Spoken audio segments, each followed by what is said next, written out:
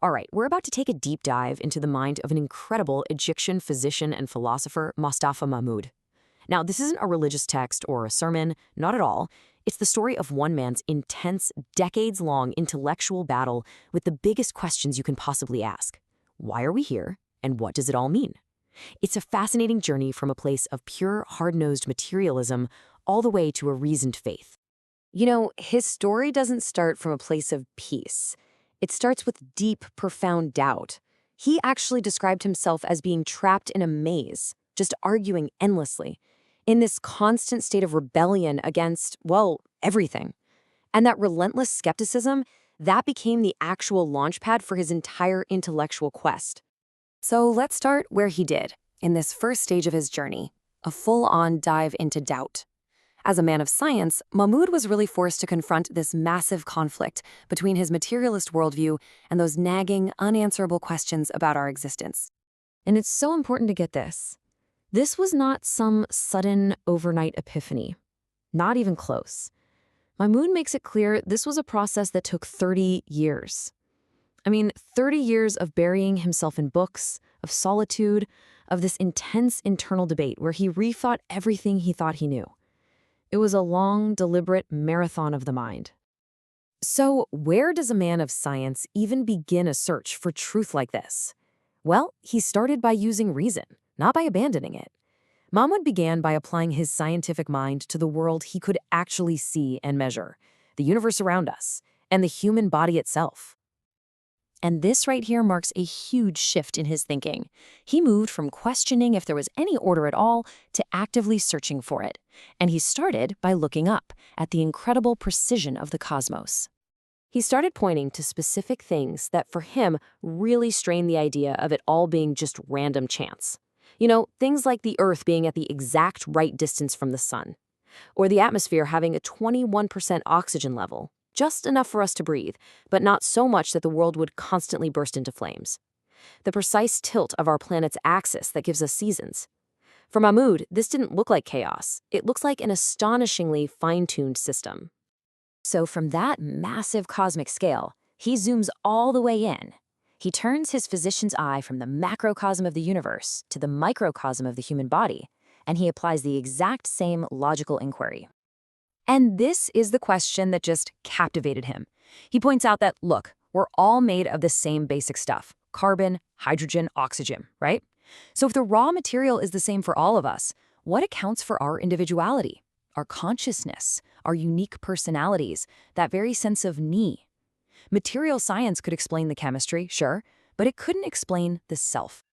So having kind of pushed the limits of materialism, Mahmoud's journey takes this really critical turn inward. He starts to explore the one thing science couldn't put under a microscope: the soul. And right here, he makes a really crucial distinction. The body, he argues, is just a physical vehicle. It's finite, it's subject to time. But the soul, the I that experiences life through that body, well, that's something different. It's immaterial, it's timeless, it's the true self. So, how in the world do you study something like the soul? Well, for Mahmoud, the answer was solitude. He describes it as a necessary laboratory. By stepping away from the constant noise and the influence of the world, he could finally begin to listen to that inner reality, to understand the self without all the external distraction. His definition of the soul is really key here. It's not some spooky ghost.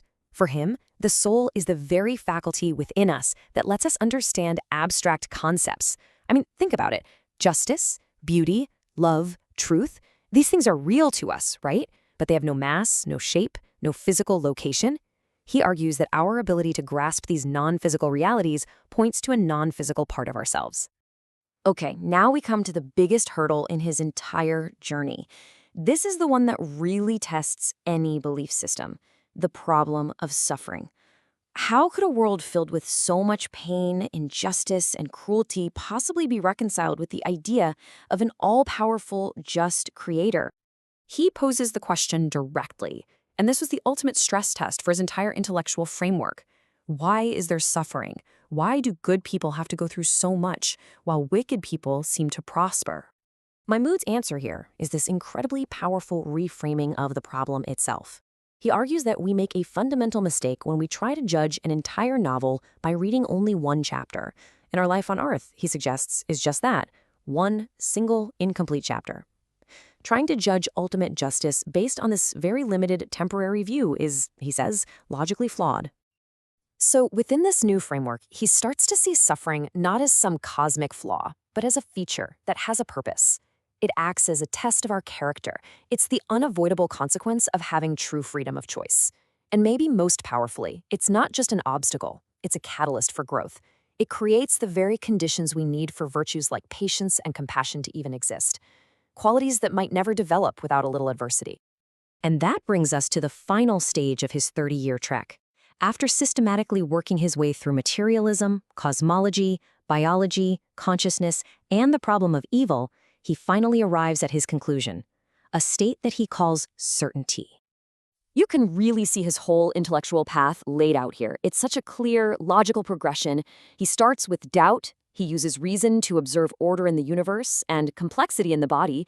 He turns inward to explore the non-physical soul, confronts the hardest philosophical problem of all, and finally integrates everything into what he considers a reasoned, logical faith. So, in the end, for Mustafa Mahmoud, this journey didn't end with him abandoning reason. He didn't take some blind leap of faith. In his view, faith was the most rational answer to the questions that his scientific mind first posed, questions that science alone just couldn't fully answer. It was the logical destination of his search. And that leaves us with a final thought from his journey. Mahmoud's story really suggests that to get the complete picture, maybe we need two sets of tools.